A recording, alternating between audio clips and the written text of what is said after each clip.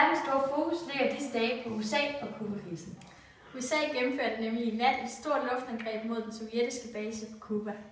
USA gennemførte et luftangreb, da det følte sig truet af sovjetiske trusler og tanker om, at Sovjet var et skridt foran, da de allerede havde atommissiler på Cuba.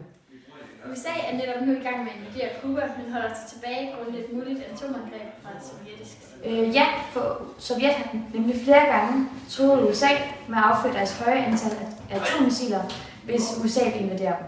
USA's befolkning frygter, at Sovjet affører atommissiler mod USA, da det vil have store konsekvenser for landet og befolkningen. Det vil nemlig kunne starte en 3. verdenskrig. Nej. Hvad så? Ja, jeg får lige at vide her fra min medvært, at vi har breaking news. Ja, jeg har nemlig fået at vide, at Sovjet nu officielt har erklæret krig mod USA. Ja, og det kan jo nemt udvise sig til en 3. verdenskrig. Ja, og vi vender snart tilbage med flere nyheder. Skal du stoppe? Nej, jeg er ikke klar. Verdens store fokus ligger i disse dage på Cuba og USA-krisen. Det er omvendt.